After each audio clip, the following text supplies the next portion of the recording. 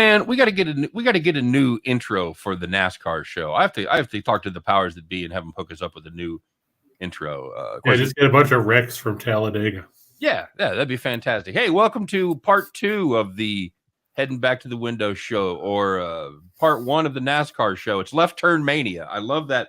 I love that name. It loves me some Left Turn Mania. I'm joined as always, of course, by my co-host Scott Reichel. He is the senior handicapper at winnersandwhiners.com.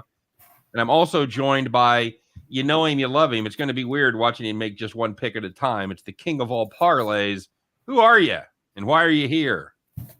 I'm Bobby the Brain Heenan, and they pay me to be here, and I'm just here so I don't get fined. That's a nice mashup between Bobby the Brain Heenan and, of course, help me, guys. Marshawn Lynch. Thank you very much. Yeah, how quickly they go from my brain. I'm the host of this show. And by the way, unrelated, I forgot to congratulate you, Scott, on the actual live stream before. You don't have to deal with Sorensen anymore. Congratulations. Oh, is he officially done? I didn't see it. Yeah, he signed with New Orleans. Oh, that'll teach us. So congratulations. Oh, so all the rumors about losing a safety to New Orleans were true. It's just not the one everybody thought. It wasn't a homecoming for Matthew. That did not happen. By the way, that's Chris King, everybody. He didn't even introduce himself. It's Chris King from the Just Parlay show. Over there with his partner Jim Williams. They do that each and every day, 2 p.m. Eastern, 1 p.m. Central. Still raking in the big bucks there on the parlay, so make sure you check that out. It is an unbelievable feat to watch. So, all right, guys, we took last week off. We didn't want to compete with 75 basketball games going on. We didn't love the track. We thought it was kind of a crapshoot, and we wouldn't have the normal success we've had so far this season. We've been stellar. It's my favorite joke. I told you the joke about the guy where he goes to his bookie, he bets football, he loses. He bets basketball, he loses. He bets baseball, he fucking loses. He goes, "You know what, man? I'm going to give it up. I'm going to quit." His bookie says, "What about hockey?" The guy says, "I don't know shit about hockey." You know what the sad part was? That guy would probably go to the bookie and bet on hockey and win. Probably right. That's my favorite gambling joke of all time, by the way, and only because it's a thinker. Because it's a delay. It's a blast, and then you get the rush. Then you get the air. So now, what's funny is I heard you guys are betting on spring training baseball. And winning. We're winning on spring training baseballs. Because you're betting on teams that are going to have a bunch of guys bagging groceries in a couple weeks. No, but the Royals have the best grocery baggers in the league. We're betting against those guys because the Royals actually send their regulars out there just about every game. I think they started 8 of 9 regulars yesterday. The Royals actually try. I mean, they've won the Cactus League a couple of years. And they still beat the Reds in a walk-off. Okay. Yeah, it would have been a tie. So we weren't in danger of losing. We would have just gotten a refund. Yeah, I was wondering how that worked with a tie because ties are always entertaining. So when you have a money line and they tie, then it's a push and you get your money back. There you go. All right. So the last week we did was week 4, and that was in Arizona. Sorry, I was thinking Vegas, but no, it was in the other desert. It was down in Phoenix. We did our usual marks there. We did poorly. We all lost between 410 and 415. We're all down between 935 and 970. It's not even at that point. I'm not even going to tell you who's in the lead. It doesn't fucking matter. I don't have the points. I have to get the points. I know that Scott's in the lead. I'm second and Chris is third, but everybody's within striking distance. It's a very close situation. So if you guys did you guys see Keselowski got docked a bunch of points for illegal modification of a part, right? Yeah. Yeah, a level 2. I think he modified the wrong part because he's been terrible this season. He dropped to 35th now behind every full-time driver in the field in the standings. He was docked 100 points. What did he put spike on his wheels like the old Gladiator movies? Well, it could be like Twisted Metal was like that too. Mm-hmm. He needed to add a bit more NOS because he was kind of getting his ass kicked in every race he was in. Yeah, absolutely true. All right, so let's review the format, everybody. We will give one pick in each of 3 groups, and that are the group mainly consists. We try to shoot for around 8 to 10 drivers in the first 2 groups. The odds group out differently, so you can't say it's a certain odd cutoff. But this week, it's going to be a favorite It's going to be a mid pick, and then it's going to be a long shot. And our favorites, of course, somebody we expect to win. Our mid picks are somebody that we would like to see in the top 5, and the long shots, somebody that would be doing very well to sneak into the top 10. So with that being said, I will kick it off. I'm going to my favorite category here, Scott and Chris. I'm going to take our venerable loser so far this season. By the way, it has been a very, very young NASCAR lately. Did you guys know the last 11 races have been won by someone under the age of 30? So you're saying Kurt Busch is due?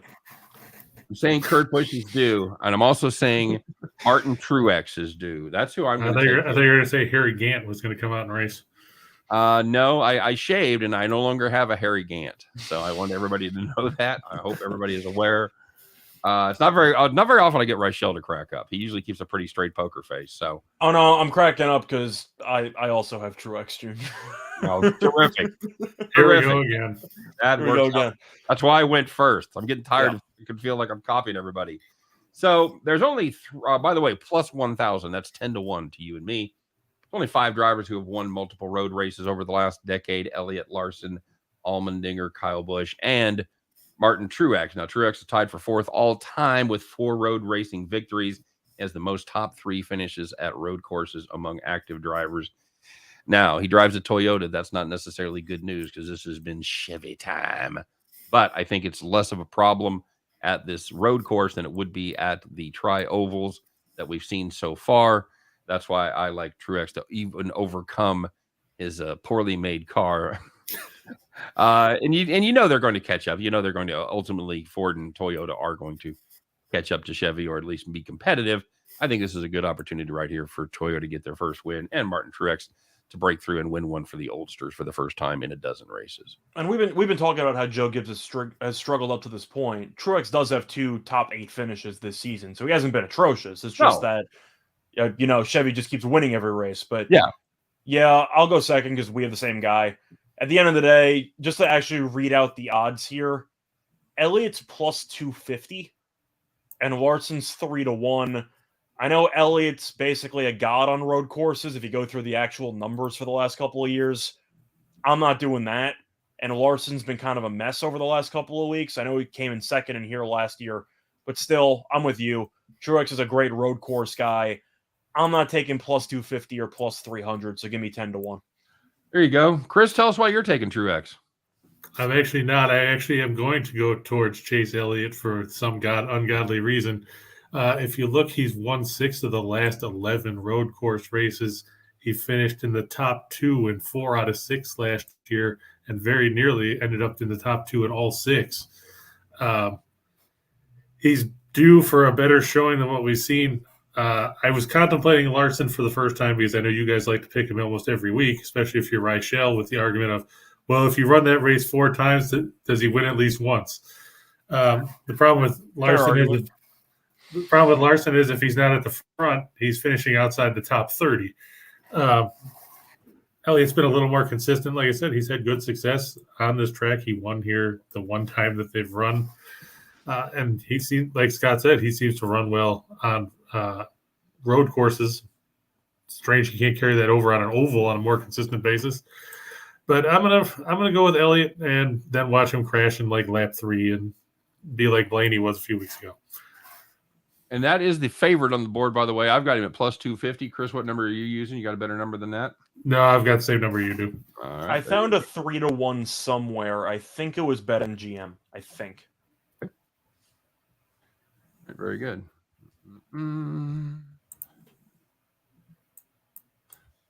All righty. All right. Now we're going to go to our mid pick. This is the driver, once again, that we think is going to have a chance of finishing in the top 5. By the way, I got the odds up now. We had 2, 4, 6. We had 8 choices for favorites. They were Elliott, Larson, Busch, Kyle Busch, Truex, Cindric, Allmendinger, Briscoe, and Denny Hamlin. All right, that was Cindric's odds surprise you because I found those odds surprisingly low. Good road course racer. Yeah, I know that. I'm just saying in general, though. No, it would surprise me if it was at Martinsville or something like that. But, okay, fair enough. Yeah, he finished 5th in the Xfinity race here last year. And then our choices then for the mid round, the one that we're about to do: Christopher Bell, Blaney, Byron, Chastain, Logano, Bowman, and Tyler Reddick. I'm sorry. So, what's weird is they've got Bell on DraftKings at the same mark as Hamlin and Allmendinger and Briscoe. So Allmendinger's the ringer. He's the road course ringer. Yeah. He's the Boris Sad of this generation. Mm-hmm. You know who that is, Scott? No. He was a guy. Chris, remember Boris Sad? Yep. Guy they brought in just for the road course. He was a tall, skinny guy. Curly hair, little goatee. He looked exactly like, if you'd imagine what Boris Said looked like, he looked exactly like that. Zach Vaughn, by the way, saying Martin Truex has got to win this week because he has him in his fantasy team. So, that's another point that we forgot to add, Scott. All right. So he actually won once and finished in the top 10 9 times in his career. There you go. Speaking of sad, he's basically raced everywhere. Yep. Who you got here, Scott? Who's your mid pick? So my mid pick's going to be a guy that, once again, a lot of us don't like his personality, but he's still a good racer. It's going to be Logano. I'm going to ask, though, Steen, do you also have Logano, or do we actually differ here? I do not. Okay, cool. Yes, we got new content. Great. So Logano finished third in this race last season. So he has been. I know, of course, they've only run this race one time, but he finished third. That's still pretty good. Every time he's run there, he's finished in the top 3. Yes, single one. Every one time. He has 7 top 10 finishes in 12 road course races since February 2019. So he's finished top 10 in more than half of those attempts, if you're doing the math at home. So Logano at 25-1. He's had success here. He's been decent on road courses. To win, I'm not sure if he's actually going to pull out a win here, but 25-1 for a guy who's usually in the top 10, I think it's worth a shot. So I'll take Logano. All right. Very good. Chris, who you got here? I'm actually going to go different because I don't try to pick the same guys like everybody else on this show. Don't try. I'm going to go with Reddick. He's going at 30-1. He finished 8th or 9th. Do I have some bad news for you? Well, no, it's bad news for you because I got to go first. Yeah, so now you're just riding my coattails. All right, go ahead, buddy. He finished 9th here last year. If you look at what he did on the Xfinity race, he finished, I think it was in the top 5 or something like that. No, he was 8th. He won the pole here last year, which again, you're looking at on a one race thing, but he's finished in the top 7 2 of the last 3 weeks. He was a top 3 guy on the Roval at Charlotte last year. So I think he's got a pretty good track record when it comes to road courses. And he's been better this year overall than he was last season. So at 30-1, why not? Fair enough. And by the way, his top 5 odds are plus 300, as are Joey Logano's. So that's the target for these bets. Oh, really? I got plus 5. Oh no, okay. I was looking at the top 3 finish. He's at plus 8. Right. What did you say Logano's top 5? Or plus 5, I should say. I've got Logano at plus 300. Okay. Yeah, me too. Is that what you got? Okay. Yeah. Well, for all the reasons Chris just said, that's the same pick that I have. He's had 6 road course starts, 4 top 10s, just like Chris said. I like Reddick in this spot. I don't know what else there is to say. I've got him at plus 3,000, as you do too, right, Chris? Yeah. Okay. Hey Scott, are you taking Boris Said to finish in the top 10? I am not. He's racing. Is he really? Yeah, he's listed on DraftKings in the top 10 finishes. He's going on plus 1,200. I don't even see him on the. Can you still see the road? I'll be damned. He's only 59. He's not that old. Okay, that's not bad. All right. Oh, that's fantastic. I'm not taking him to finish the race. Probably no. He'll finish the race. Good road. Who's he driving for? Do you know? He is driving for. Hold on, because I just pulled it up a minute ago. 500-1 to win the actual race. By the way, that's sad. Just throwing it out there. But he's still better than some other guys. That's the sad part. He is racing for. Can I get a matchup with him and Bubba Wallace? I didn't see Boris Said in any matchups. Sorry. That's a shame. I would have taken him against Biffle if Biffle's running this week. God, I feel like an idiot now. Like, you remember Boris Said? Yeah, from qualifying today? Yeah, I remember him. Yeah, that guy with the thing? Yeah. That one dude, he still got the thing. I wonder if he's like all bald and clean shaven now. It looks nothing like what I'm describing. No, he still looks the same for what I saw. Oh, okay.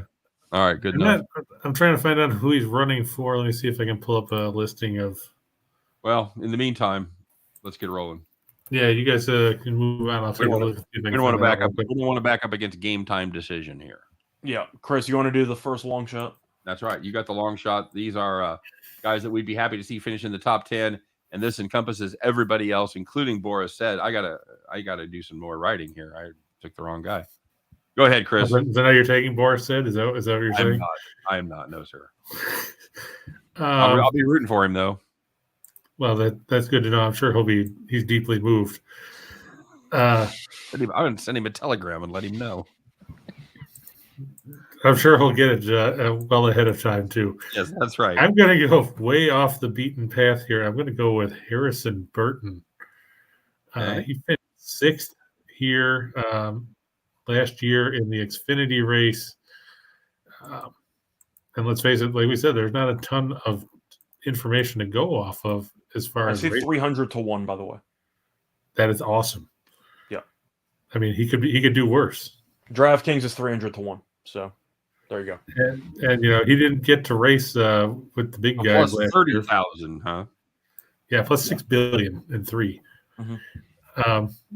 But on a track like this, a guy like Burton, you could do worse. And considering all the good guys that we've picked that have shown that they can't race half the time, why not take a guy that nobody's considering at all? That's right. We've been taking too many. That's a good strategy. Too many guys we've taken that we've expected to have a good finish and they had a shitty finish. Why not start with the guy that you expect to have a shitty finish? See, there you go. That's using the. Boris is racing for Carl Long is the owner. Okay. Driving a Ford. Actually, no, the sponsor is Bumper.com. When you've got Recky Stenhouse on your ass, you need to be thinking about it when it's time to call Bumper.com. Actually, you'd be thinking when Keselowski's behind you need that. He's got the spikes. He's got the bumper spikes. That's true. Yeah, I mean, he could just blow a tire out. It's amazing it took him 5 races to figure that out. But way to go, NASCAR. So he's driving. Boris said is driving the '66 car. All right, there you go, gentlemen. I'm going to play another oldie but a goodie here. I'm going to take our old pal. No, that got cleared up too. It helped when I the penicillin. When I shaved. When I shaved my hairy Gant. That really you can find it. Yeah, that would really clear that up. I'm going with Kurt Busch, the other Busch brother, plus 5,000 to win the race. That's 50 to 1 to you and me, but finishing the top 10, a respectable plus 170. He's long in the tooth, but he's long in experience at road courses. He's tied for 7th the all-time list, top 10 finishes. No, he hasn't done a lot lately, but I do like the fact that he's been able to sneak in some top 10s this season. He's been running pretty well. It could be a spot if things go right for Kurt Busch to get a solid top 10 finish. Wow, you got a better number than DraftKings because DraftKings has him at 130. Oh, cool. I'll take it. My DraftKings is 50, so I guess it really depends on where you are. So you're talking about I mean plus 130 for a top 10. Oh, sorry. Then you meant to win the race. Sorry. My bad. No. Because Harrison Burton's at plus 400 to finish in the top 10. Wait a minute. Let me make sure that I'm right here before I. I'm assuming you are. I thought you meant to win the race. That's why I was like. No, I just know that we do the top 10s on this one, so that's what I was looking at. Yep, that's absolutely right.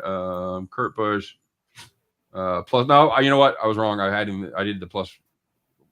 I did the top 5, so it is plus 130. My bad. Cheater. I know. I found plus 145 on FanDuel. All right, cheater.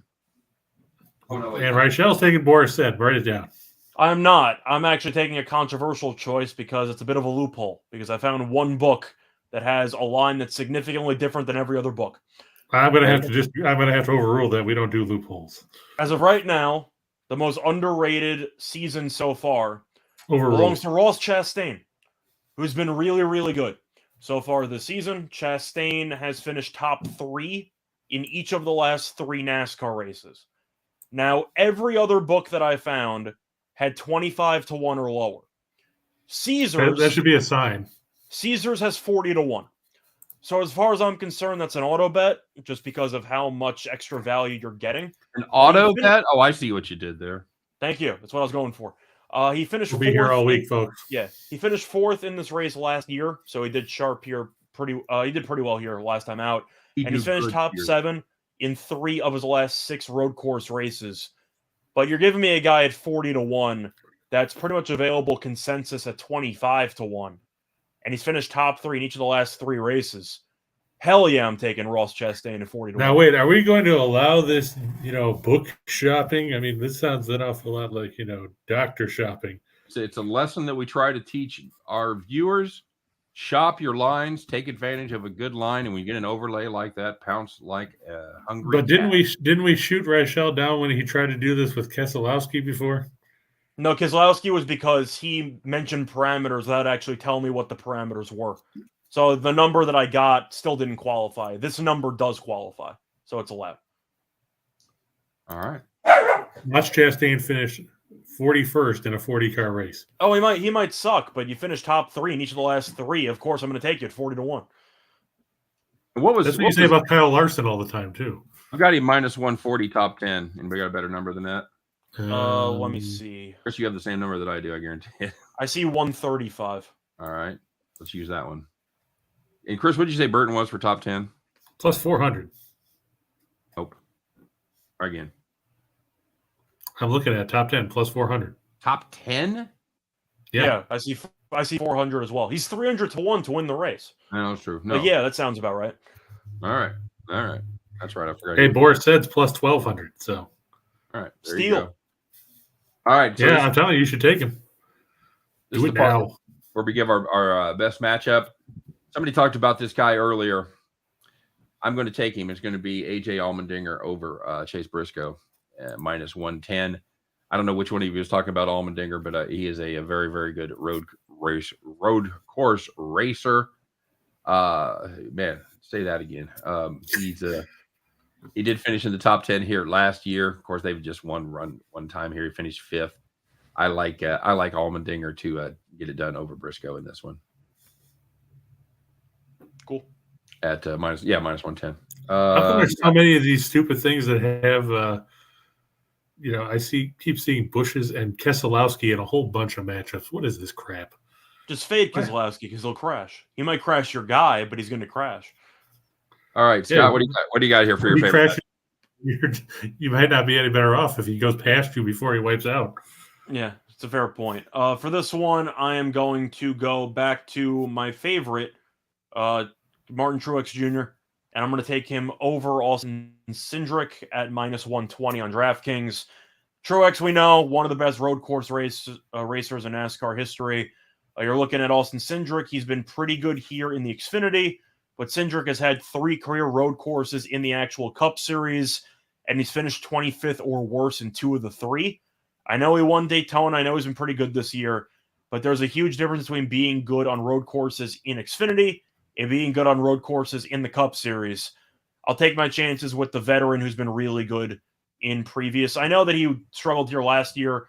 He led 3 laps, then he crashed. He didn't finish, but Truex is the 3rd favorite for a reason. I'm going to take Truex over the youngster who I think is going to struggle. Well, last year, not to mention that mint green color is terrible. Last year was in the rain, so you can pretty much a lot of those crashes and shit. You can throw that out because it all had to do with the fact that it was a rain and it was a shit surface. So Truex is definitely though easily a top 3 road driver right now, and Cindric, he might be one day, but I gotta wait and see. That day is not today. Yeah, Mr. King, bring us on home. I'm going to take Truex, but I'm taking him in a matchup with Kyle Busch. I just think that Truex, everybody knows how much I am not a fan of the Busch brothers. And I think Truex will get the upper hand on him. I just think that Busch is too inconsistent. I know that he won the Xfinity race last year because for some reason they let him drive it. He does a truck race every week. He's -150 every week. Yeah, there's that too. But I think that Truex, like Scott said, he's a good road course driver. I think he'll get the upper hand on Busch. That's basically a pick 'em. They got them both at -110. Right. But I just think Truex will finish a little bit better than Busch. Hopefully, Busch will wipe out on lap 3. I don't know if I said it, by the way, but Truex is -120 on DraftKings against Cindric. I don't know if I said the odds or not. You did. Okay, cool. Wasn't sure. All right, very good here. So just to recap the show, I've got as my favorite, I have Truex at plus 1,000, and in a surprise to nobody, Scott has once again copied off of me. Mm-hmm. He also has Truex plus 1,000, while Chris, he's taking the favorite, Chase Elliott at plus 300. First time all year. That's right. That is right. For my mid pick, my hopefully top 5 pick, I've got Reddick plus 3,000. That's plus 300 to finish top 5. Scott has Joey Logano, everybody's favorite, top 5 plus 300. Chris once again copies off of me. He has plus 3,000 at Reddick and plus 300 finish in top 5. And for the record, you're gonna get, because he's going to say it, Chris went first. So that's right. And to bring it on home, our long shots. No surprise to nobody, we all have completely different long shots. I've got Kurt Busch plus 5,000 plus 145 to finish top 10. While Scott staying a little closer to home, he's got Ross Chastain at plus 4,000. Had a good price on it, couldn't pass it up. Minus 135 to finish in the top 10. And Chris is going way down the card for Harrison Burton because Boris said was closed, apparently. He's got Harrison Burton at 300 to 1. Top 10 still a juicy 4 to 1. So the fun part about Boris said is he's like Scott said, he's going off at plus 50,000 to win. So that's right. How much fun would that be? How much fun would that be if he somehow pulled it out? Top 10 was 12 to 1. You know, you hope everyone else crashes in front of him, and suddenly he's in a decent shot. He's almost 60. You know, he's good on the road course, probably not so good on the freeway, but yeah, good on the road course. Just make sure he doesn't have his seatbelt hanging out the fucking door. I'm assuming that none of us are exactly thrilled about this idea of having a Grand Prix race in the middle of a NASCAR season. They do it every year, so. Yeah, I mean, the other road course I really like is Watkins Glen. Watkins Glen's a lot of fun. I'd like to go there. Have you ever been there? Yeah. That'd be cool. It's an interesting NASCAR race when there's 54 laps.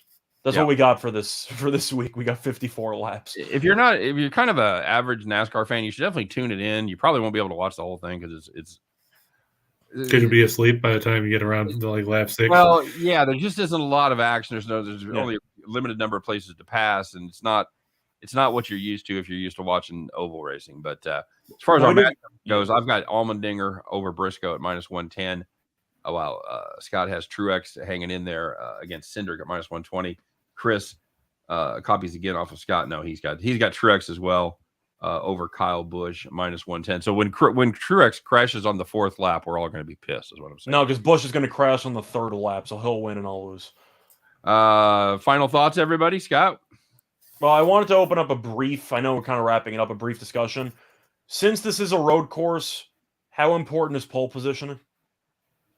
You don't want to be at the back of the pack. You know, being on the pole, number one. You know, or just starting position. I should rephrase. Yeah, it definitely matters at this track. It ain't Daytona. If you're not passing 20 guys in 10 laps like you do on an oval. You're going to have to pick spots, and I think some guys buried in the 30s just about have no shot.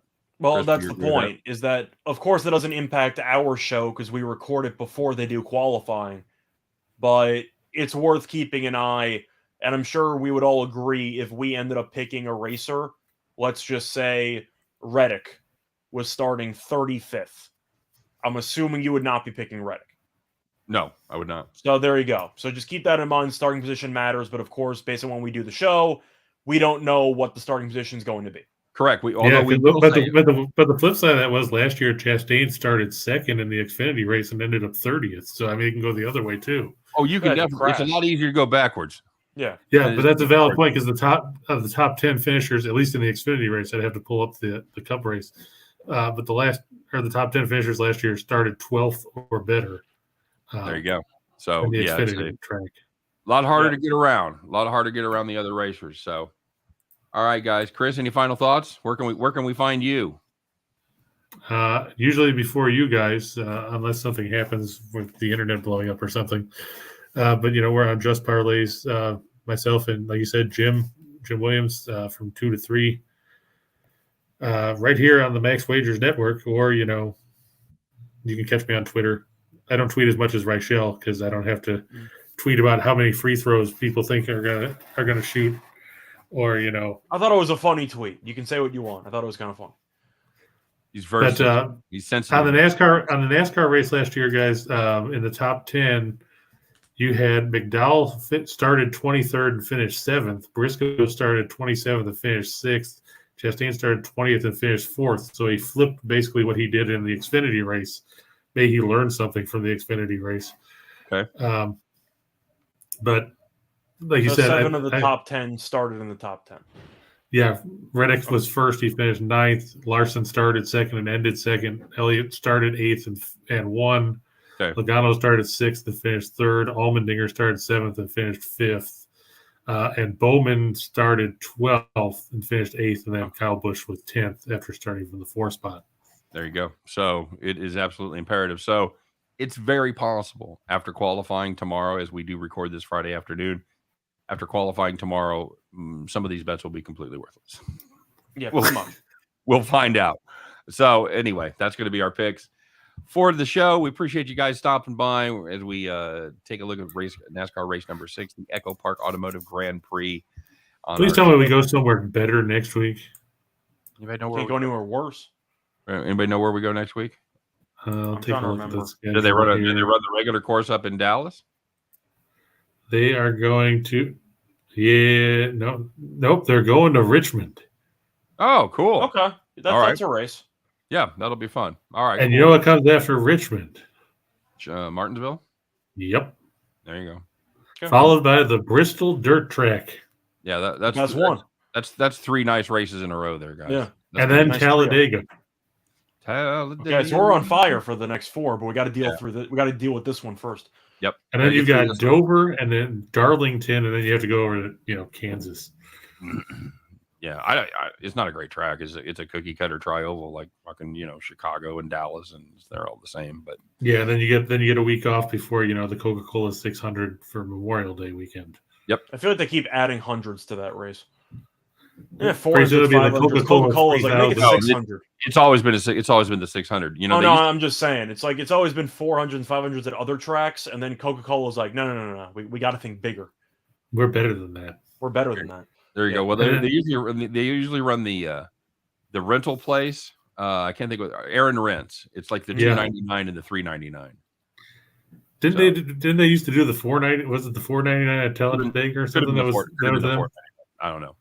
Hey, we're gonna get out of here, guys. We got to save room for coming up right after this show. It is your Game Time Decision show with Detroit Lenny, Nick, and his brother. Tim. Thank you very much. And Tim's the one that stops by our show all the time. Sorry, Tim. There are those who call me Tim. Very good, Tim the Enchanter. So yes, make sure you check out their show. They'll be right after us taking a look at final injury reports, final line moves, and everything for tonight's games. Hey guys, thanks for stopping by. Thanks for joining me. And as always, we've had a great time. Chris, we appreciate it. Scott, we know you got nothing else going on. So Chris, I have no social life. Thanks for spending your time with us. You guys have a great weekend. Good luck on your basketball plays. Good luck on your racing plays. We appreciate it. And don't forget to like our videos and subscribe to our channels, both the YouTube the Winners and Winers YouTube channel and the Max Wagers Network YouTube channel. Check me out at Steenroller, STEEHN Roller. You can check him out at Ryan Radio, and you can check out Chris at Betting Royalty over there on the Twitters. You guys have a great weekend. Thanks for stopping by. And again, we'll see you back here. Chris will be here at 2 p.m. on Monday. Scott and I will be back here at 3 p.m. on Monday as we do our very best.